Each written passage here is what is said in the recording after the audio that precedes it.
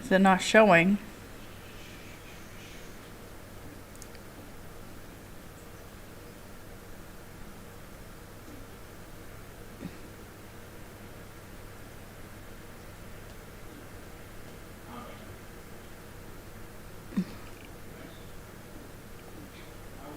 There we go. Okay. No, it's not. I didn't ask that earlier. No, I'm not streaming World of Warcraft. Why did it say that I'm streaming World of Warcraft? Sorry. Okay. I literally have to go onto Twitch and change it.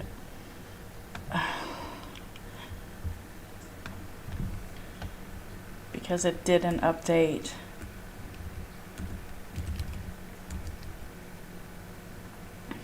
Oh my gosh.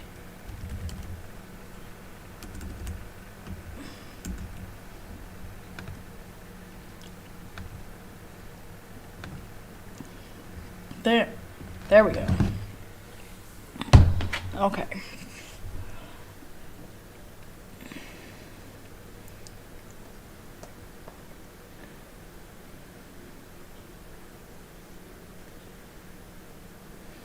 Okay. It's not doing it. Why is it not doing it?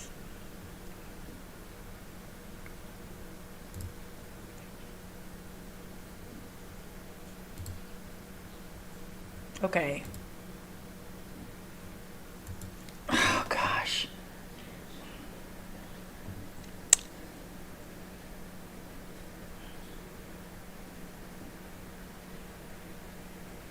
It's not.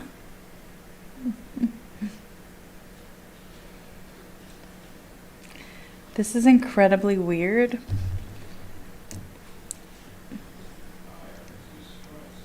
But I should be able to see my stream, and it's not letting me cancel. Go to the stream. Will it let me?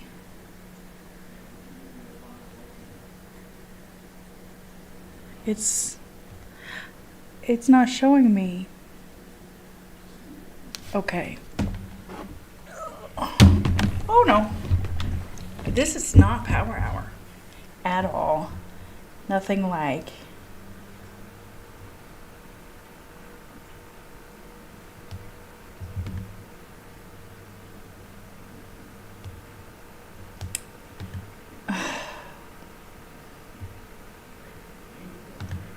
Content.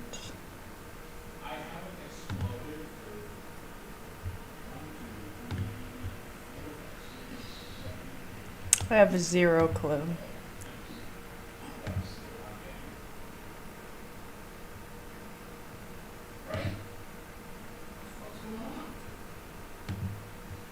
It won't let me X out of this, right?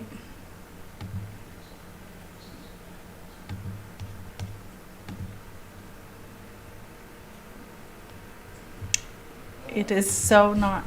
I don't get it. I really don't get it. Here, I'm gonna have to like send the information to myself because it's just not letting me see it. Let's do this. There we go. I'll look at chat that way. Fine, there we go. All right, now I can edit. All right.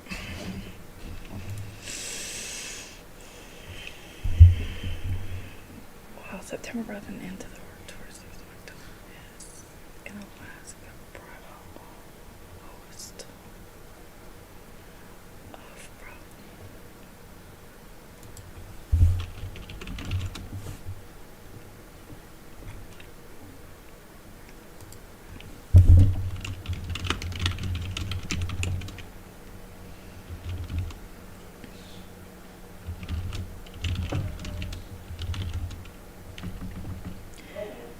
Ooh. Is this, yes, Lucas's point of view.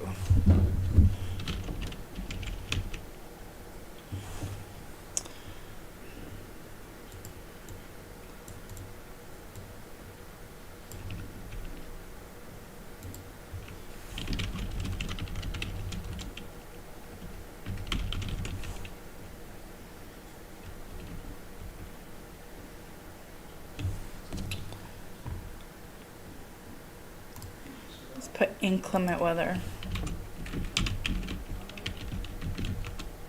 I'm so, no, inclement. No. Google.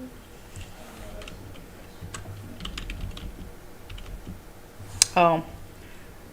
Always.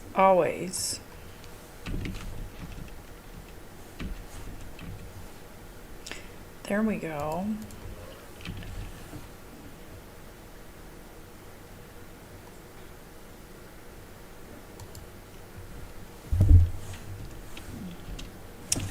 Can a seaplane land on ice? Can a seaplane land on ice? The hull of a floatplane is not intended to touch water. Viking Twin Otters are amphibious aircrafts that can take off and land on both a conventional runway, water, and even skis for snow and ice. A true seaplane can only take off, land on water.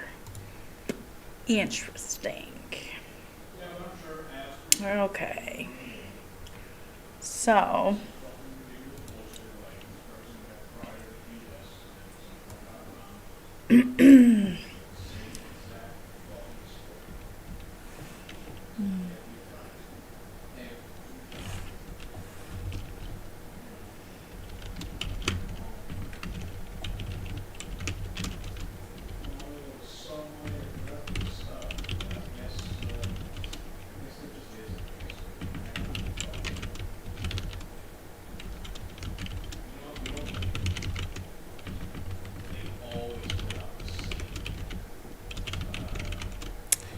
what are those called?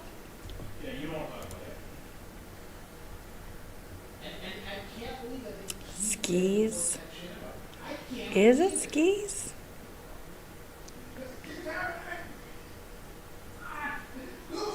Okay, let's see. Parts of a seaplane. Since clearly we're trying to get this right. That's not very big. Why are these not big? Water rudders. Bumper. Deck. What the heck is it called? What is the parts? Oh, is it called? Okay, so the bottom parts are called decks, which is an insane. Okay. It's not really a deck, is it? Yeah, it's a deck. All right. Is it, though? Is the deck the top? I mean, there's tons and tons of parts, right? Float components?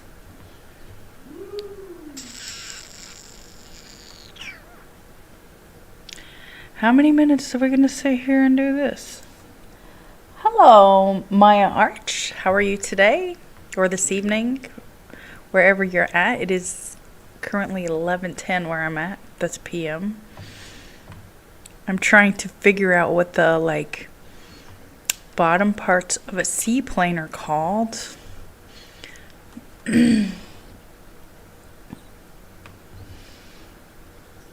And so far, it's a deck, but I'm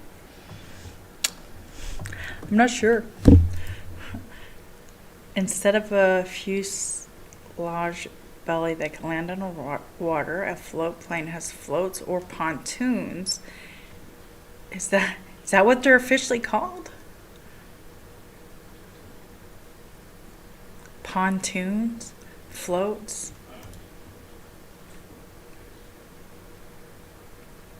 Okay, we'll just use the term floats. Works for me. Are you a writer, Maya Arch? Or just a reader?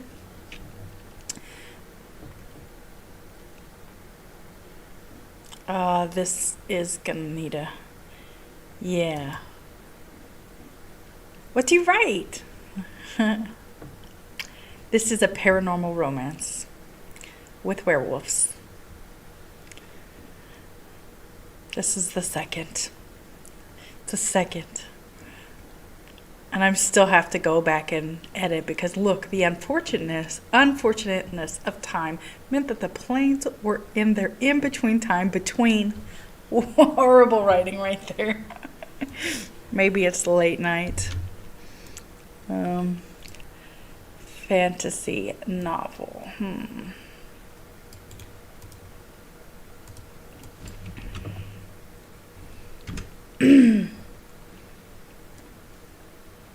Interesting.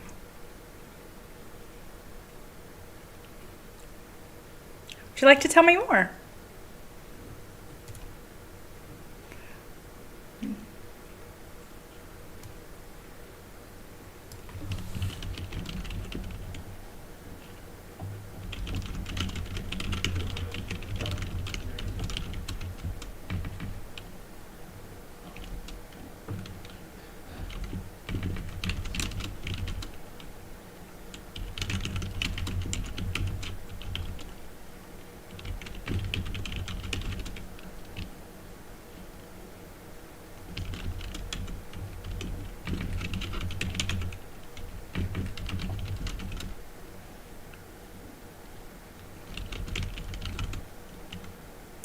The unpredictability of the weather.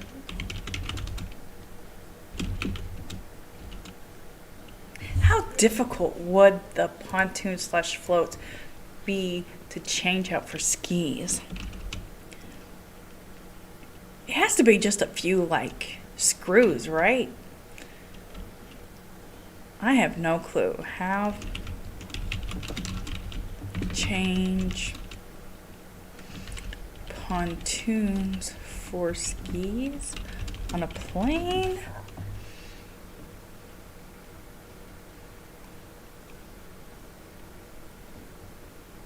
Okay, this is so not what I was looking for.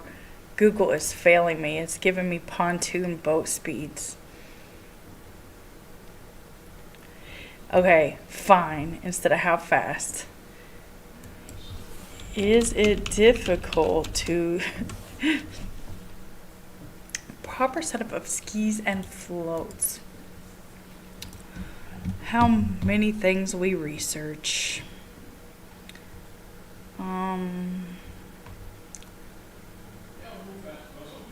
I guess it wouldn't just be a few screws, given that it needs to be mounted firmly so it withstands the impact. But what else would it be? Right?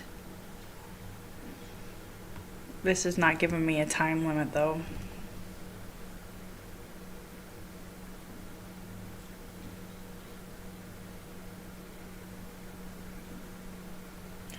Okay, so, but it's an interesting topic that I found because it's new snow. It's not going to be hard packed. And this right here says, for one thing, they can be much smaller than floats, especially on hard packed snow. Come to think of it, larger tires work on hard packed too. If you plan on flying from freshly fallen powdery snow, skis need to be practically as large as floats. So basically, it's not even going to work. So this idea that I've been working on and researching might not work. Okay.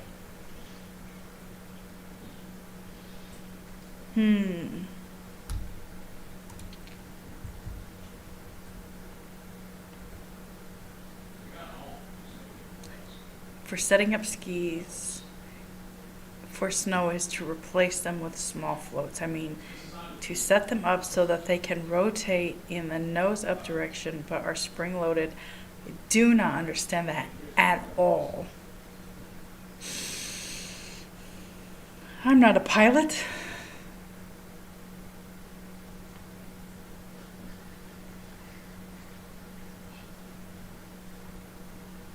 So does that mean you could take the float slash pontoons and actually land on snow? That's a question.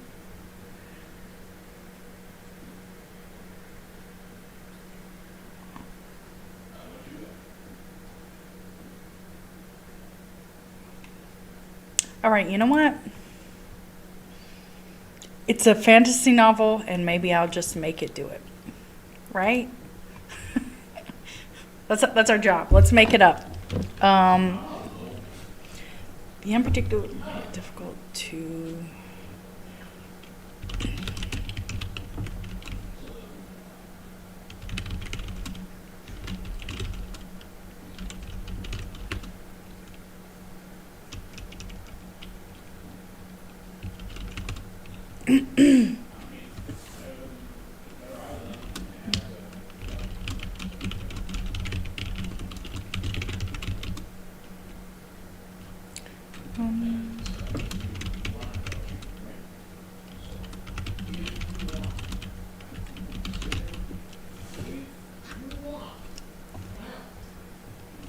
Oops.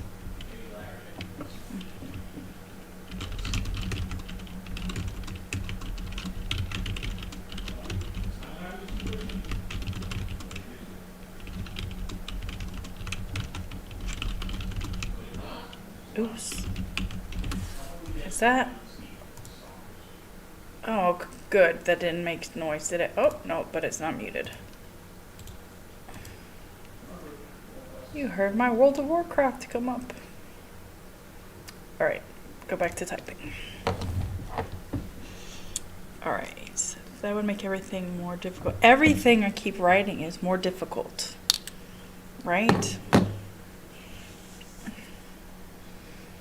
Because when I wrote this originally, there was only one way to do it, right? But clearly there's not.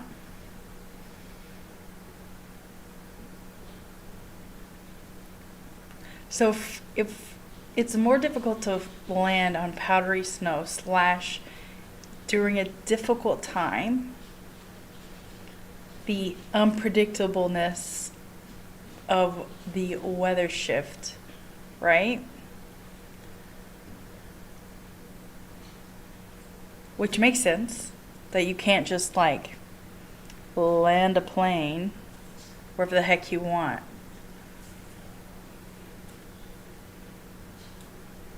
I would assume that the first snowfall, even in a place like Alaska, wouldn't allow for the lakes to freeze just yet. Because it's not supposed to be like a massive snowstorm.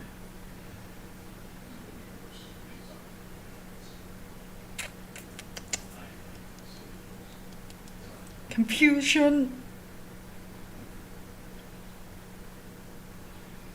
Okay.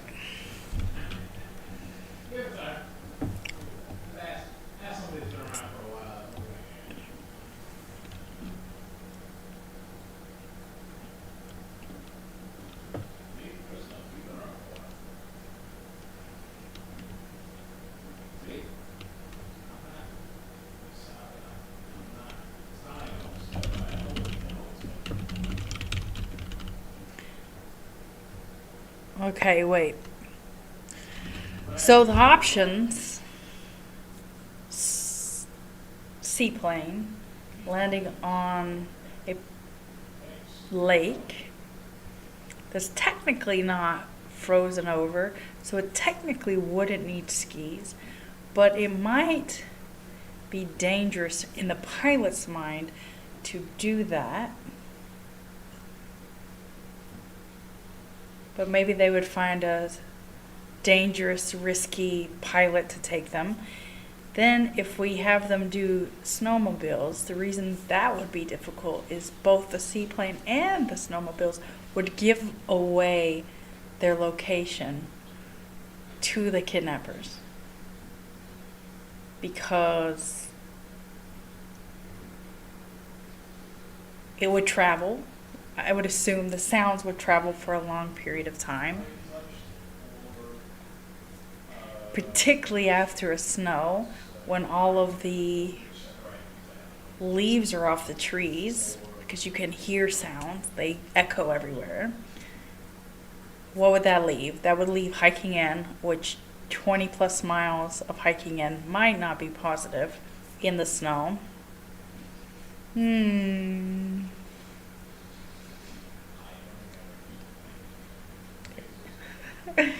Confusion. How long is this? For 20 minutes I've been flip-flopping.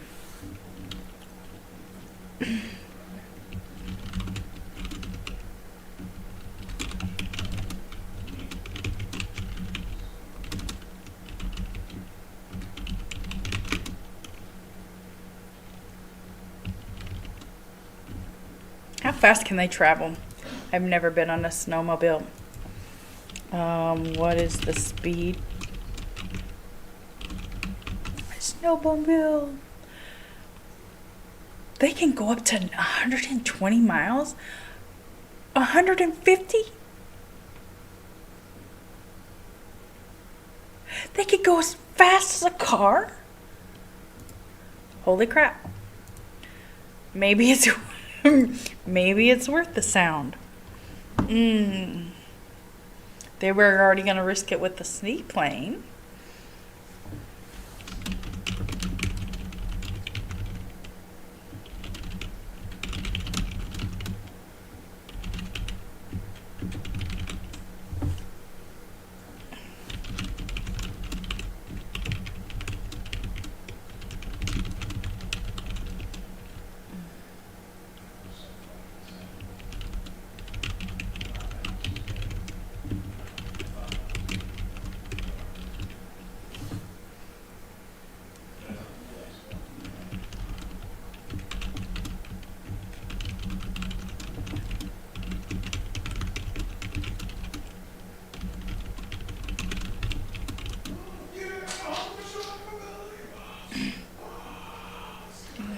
Option they considered was to hike part of the way. No, to hike.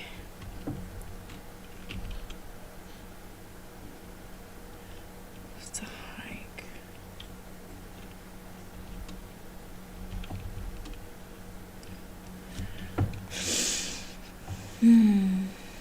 The only other option they considered was to hike. But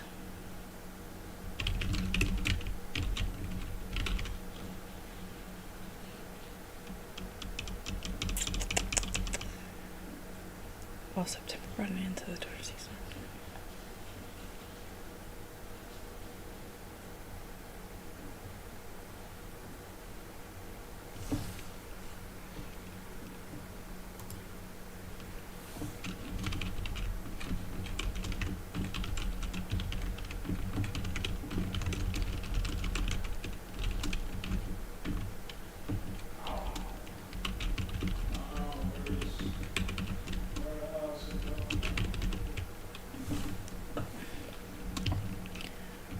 Pilots, one contact is surely that the story you created.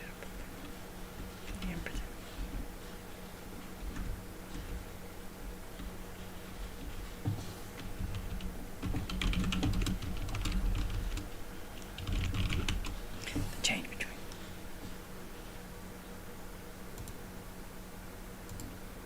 option number 2 is simple snowmobiles.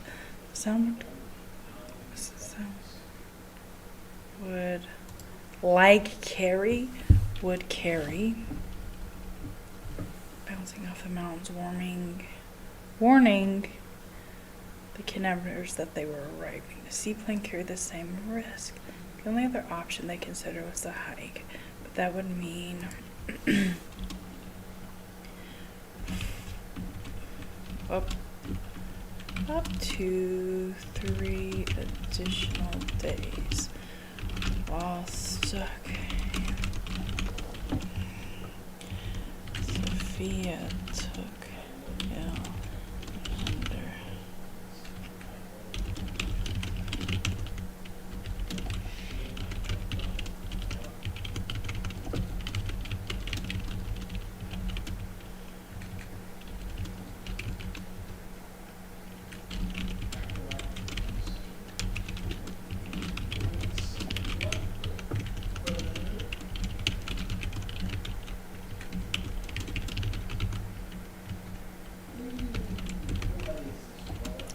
many miles could a wolf travel? How many miles can a wolf travel in a day? 30 miles. Okay, so they technically could make it in one day. Because it's only like a 20 mile difference is what we're giving it.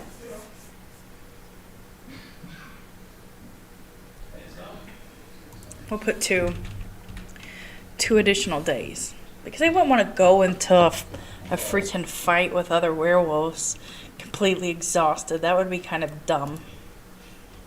I mean, they're not dumb werewolves. That's the positive thing, but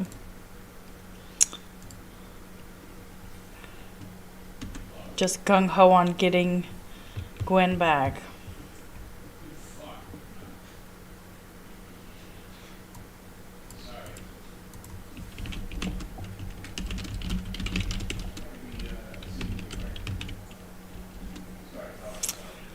Let me see.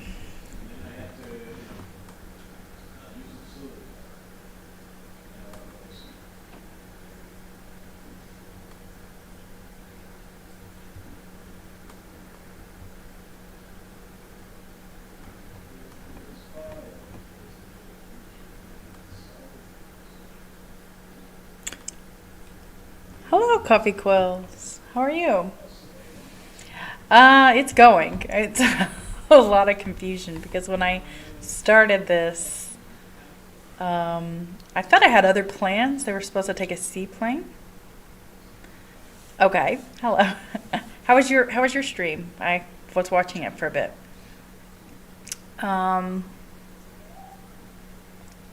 It's been a little bit confusing because I can't decide the way that they're going to travel.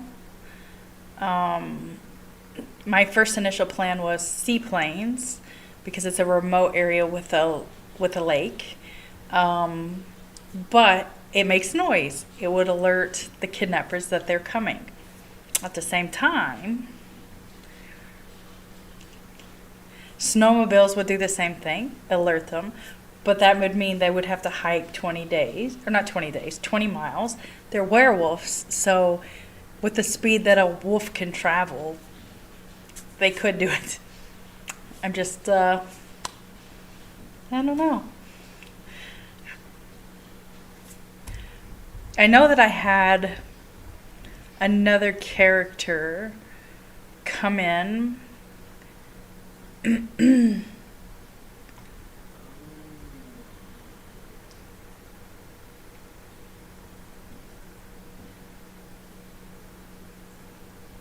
Yeah, see right here, I have another character that's gonna be a risky bush pilot.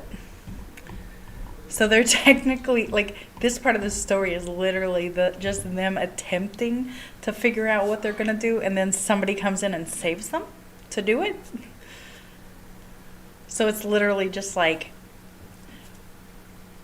them trying to make the plans, and failing, essentially.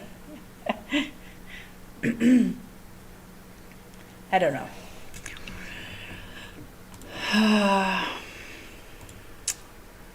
Sometimes trying to choose the right option is just insane.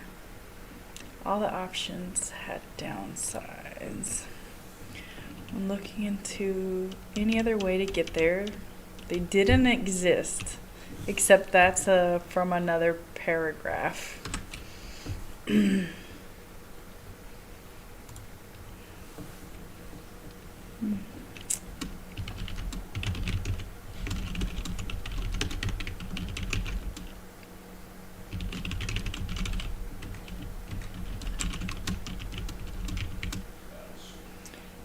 Lucas didn't know what to think anymore. The days running together, adding to the easiness.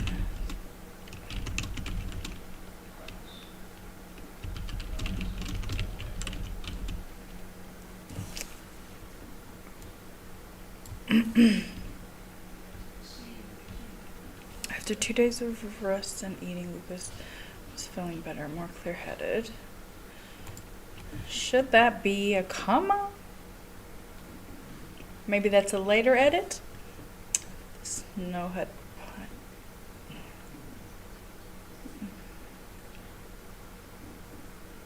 For the most part, Kate and Sophia had remained together. That suited him fine, given that they were technically on their honeymoon. What a hell of a situation to be.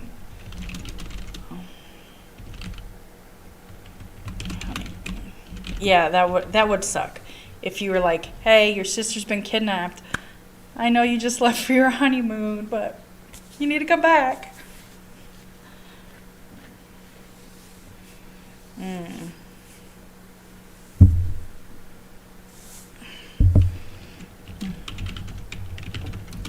I use unfortunately a lot. What is another way I can use? What other word can I use for unfortunately? Thesaurus. Let's see. Sadly, regrettably, disastrously, dismally, grievously, horribly, miserably, unhappily, unsuccessfully. That doesn't sound good, any of them. Regrettably, maybe? Regrettably leaving him in his...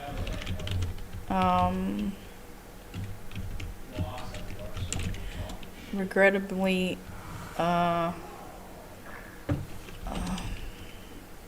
that meant leaving Lucas alone with his thoughts and a lot of old reruns of Friends. Yeah, but they're good reruns. They're good reruns. The restlessness he had been feeling since getting that letter hung right on the outside of it all. Coloring a reaction. Thought.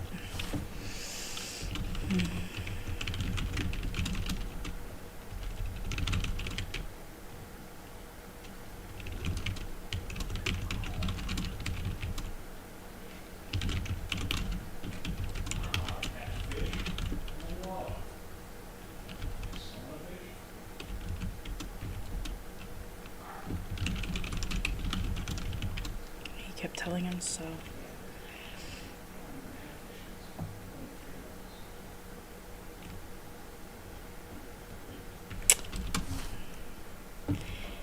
He sat up in bed aware of a thought that occurred to him. Why do you keep using just? It's just normal, right? Again, just.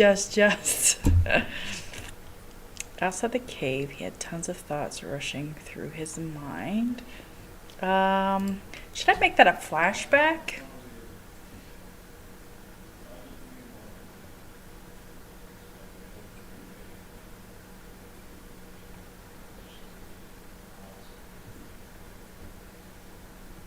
Not really, because we already saw it earlier.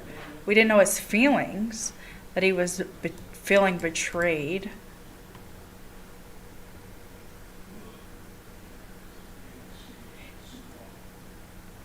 I don't know. Like, I'm struggling in this a little bit to justify, because I can understand that this character is going through a lot of emotions. Of one being anger, frustration, which is about the same thing, but not really. Two different emotions, in my opinion. Same outcome, unfortunately. Sadness, being overwhelmed, and yet through it all, he still loves this woman. So I'm not sure why I wrote in the first draft that he wanted to bless her out for betraying him. Of course he's hurt. Of course he's upset. But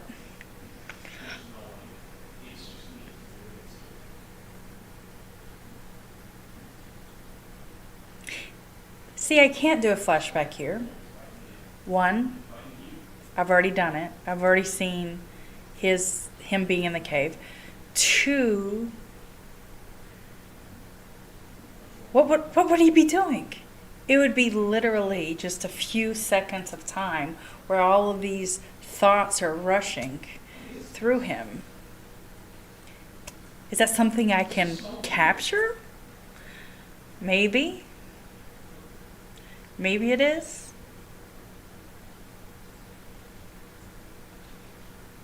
But is it worth putting it as a flashback?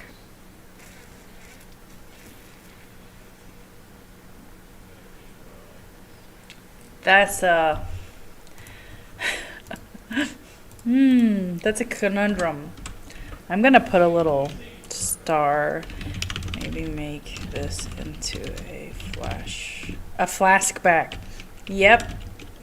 Make it into an alcoholic. Lucas explores.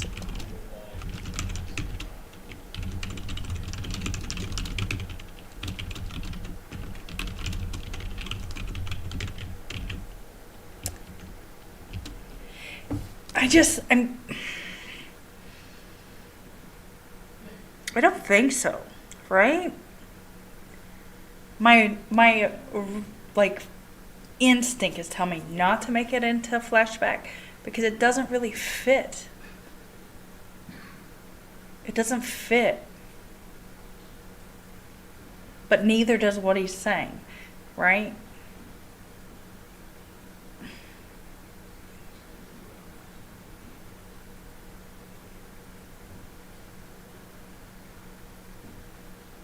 I mean, he's okay. So if you read further, or if I read further, because whatever, you don't have to read it. He's making the realization that despite feeling the betrayal and being angry and wanting to make sure she knew he felt betrayed, he's still trying to he overcomes his anger. But I think I can do a better job of it displaying it. And a flashback won't work, right? Would a conversation with himself do better, though?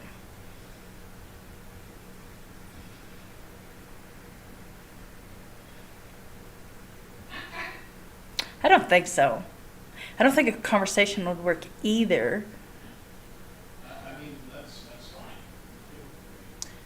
fine. Not because it'll make him look insane, like I am. I'm literally sitting here having a conversation with myself. But it's one realization. It's one stinking realization that removes his anger. No flashback. All right. Oh, wrong thing. Okay.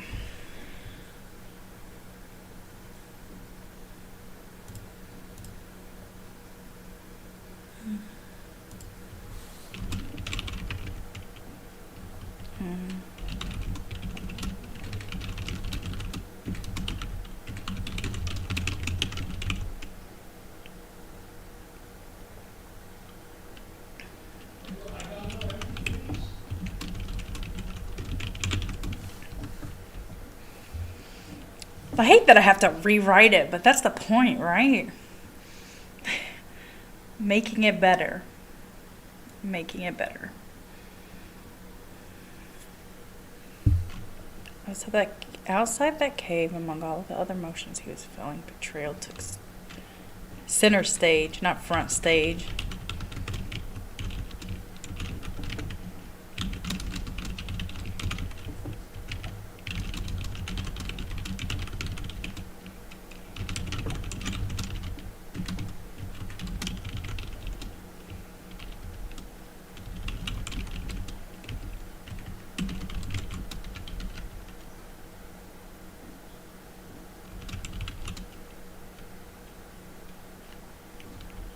Even that he had no official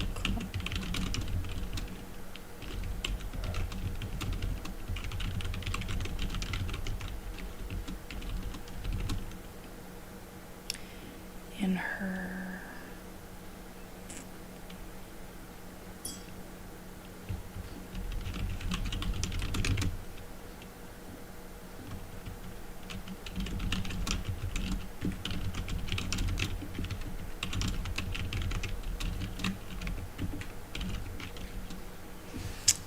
Right? Okay.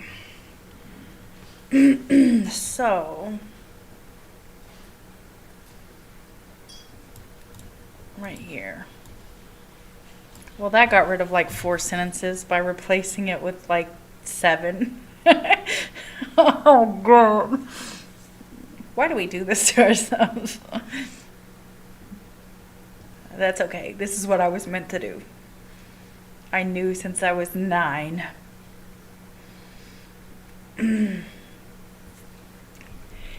Never mattered because all he wanted was her. How romantic. Right on Valentine's Day. For 17 more minutes. It had always been her. The realization that she bonded with another male, something that he thought they would eventually get to, was the ultimate betrayal.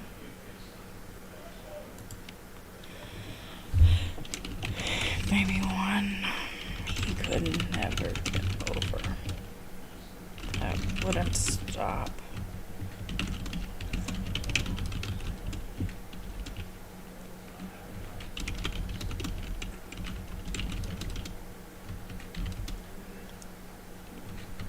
He didn't know how the future looked. He felt overwhelmed. He's always feeling overwhelmed. It's a whole situation to be overwhelmed. Anybody that would have to deal with the kidnapping of someone you loved would literally be overwhelmed. I don't know how that makes a alpha, well, not technically alpha. He's a beta male werewolf look, because in my mind a werewolf would be pretty, like a werewolf male would be pretty like gruff and tough and not want to deal with his emotions.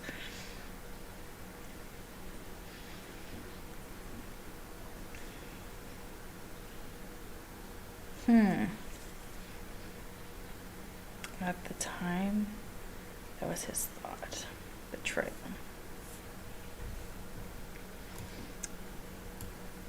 He felt panic and tired of being overwhelmed. Maybe.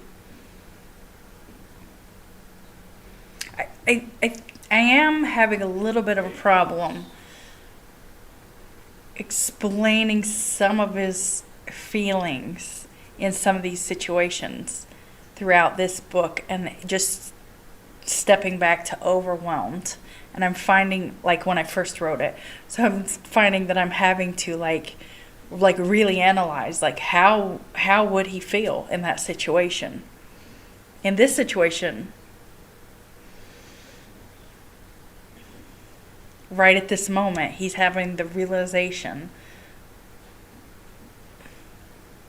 that he still loved her despite feeling betrayed.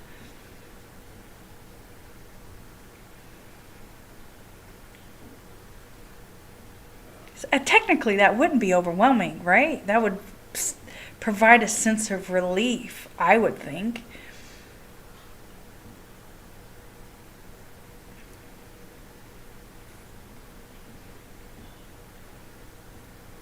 That it didn't matter. That the whatever was happening didn't matter. Right?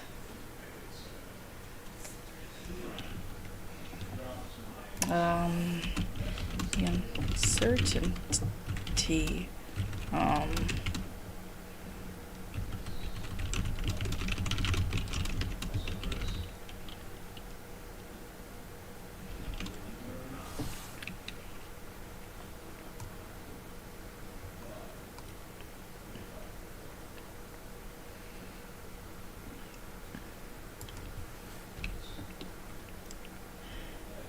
The only thing that kept him moving forward was his love for her.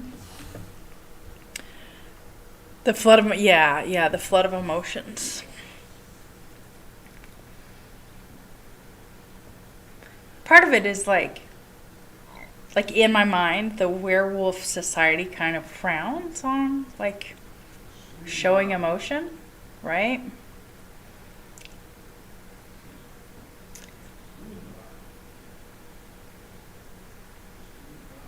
But he's not showing emotion to anyone else in this moment. He's alone in a hotel room trying to overcome his impatience to save her and these emotions that keep flooding. So, tired from the only thing that kept him moving forward was his love for her. Maybe part of his determination was to bless her out for betraying him. Not that that was his intention. His intention was to save her, to care for her, to keep her safe from harm. And to rip the heads off of the men who kidnapped her. Because that's a natural emotion. But in this moment, he realized that she was likely weak and easily taken, drug withdrawn, weakness from being caged when she hated being caged in. The wildness he loved in her was likely beaten out of her. The bonding that she experienced probably hadn't been a good one. It turned his stomach to think about. All the anger and frustration he felt towards her slipped out as the panic. Sometimes having a human side really sucked. It sounds better. A knock on his door made him get out of bed. Why would it say fully? How could you leave part of yourself in the bed? I mean, some of us really might want to do that, like me, all the time, but get out of the bed. Grabbing the controller.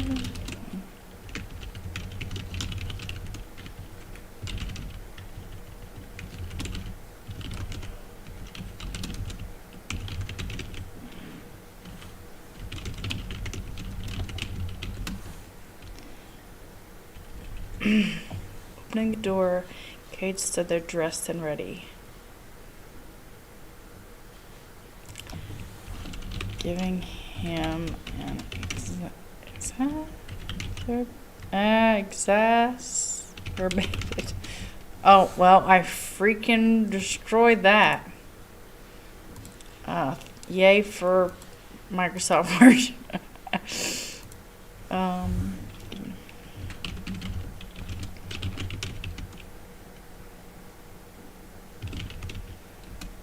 Why aren't you dressed?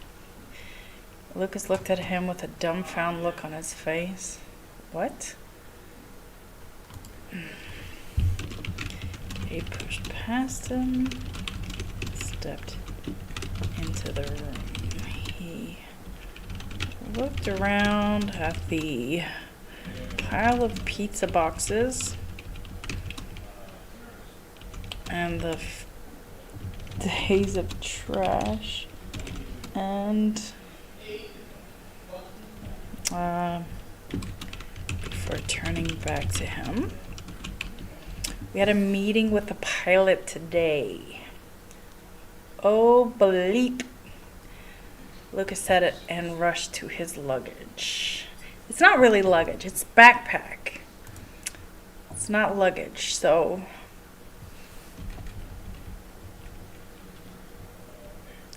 is it a hiking bag? What is it called? Also, I don't hike. What is a hiking bag called? It's a hiking backpack, ain't it?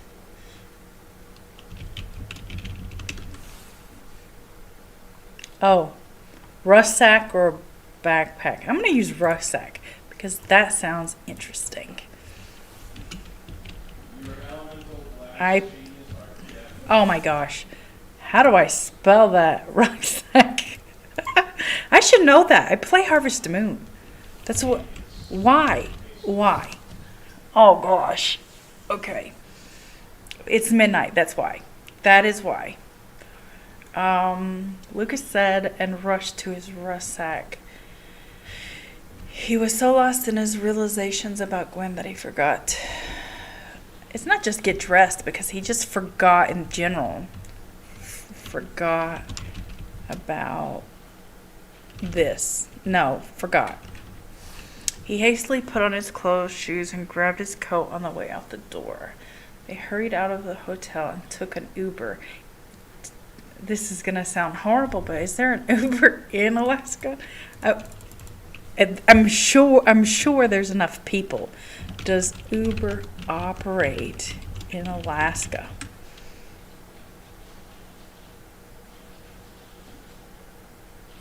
Can you get an Uber in Alaska? Yes, in Anchorage. Probably not where they're at, though. Oh, it says 2017. It's starting it. You know what? Yeah, I'm leaving the Uber in. Because technically they're in a sort of city in Homer, Alaska right now. So, yeah, that checks out. Not really an airport, though. I think I want to have them go to like a secondhand airstrip. How long do I got? 8 more minutes. Okay. They hurried out of the room because it's not really a hotel. I mean, it is a hotel, but and climbed into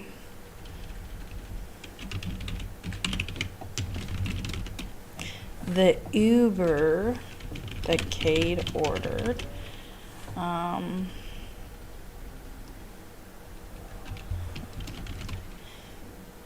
I hate the like connecting the dots. I mean, I hate it and I love it because it just smooths everything out, but sometimes you're like, what do I do here? The driver took them to a small airstrip with a... How big are hangars? Can you have like 2 hangars? 2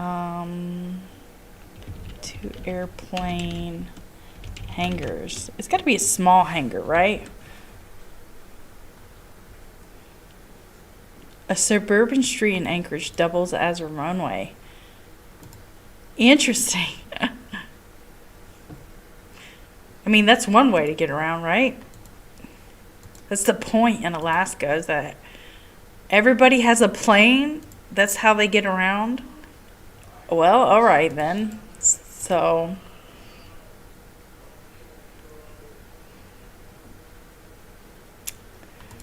all right. Makes sense.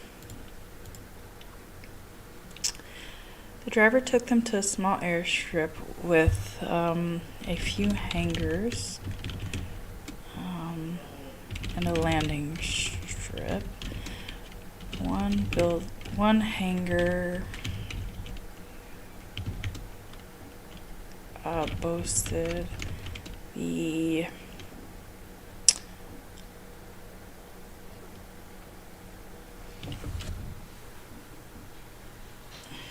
I am drawing a blank right now.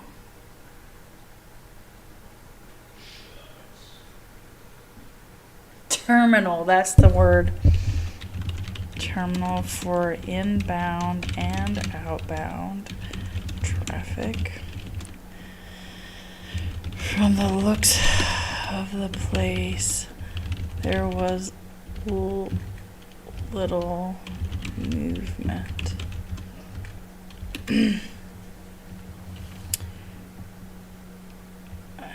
doesn't need to be shocked that he found an Uber. I would be, but simply because of where I come from in East Tennessee, they don't really have Ubers in the area that I lived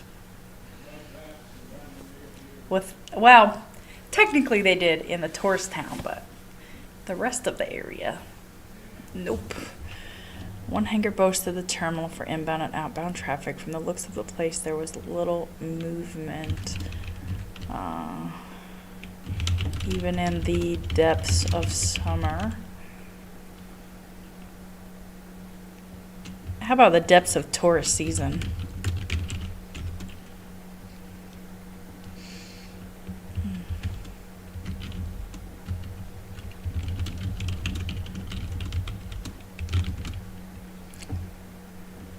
A few rough-looking men were gathered near an airplane,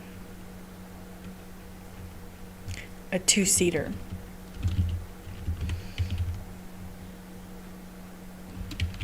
Is that a few?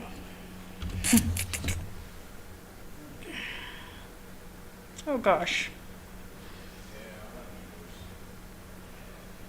Except the next one is like the airstrip wasn't too far.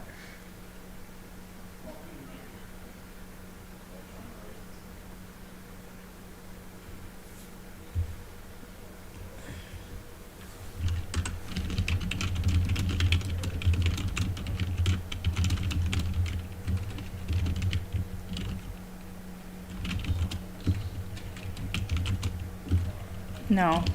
Per Cade's request. Given that Lucas was in charge of the situation per Cade's request, he took the time. He took the small amount of time he had left trying to think about the questions he wanted to pose.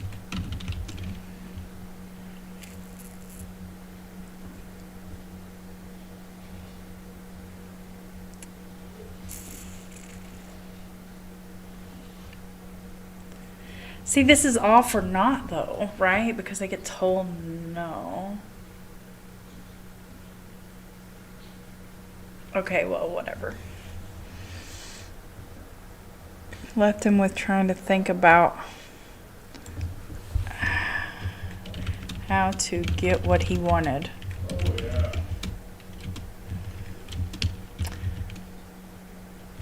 Simply, he wanted an airplane, no, a seaplane, to drop them off at the lake. No ifs, ands, or buts about it. Any buts. Particularly not the pilot's butt. Without the backing of the Seattle elite, he felt like a fish out of water.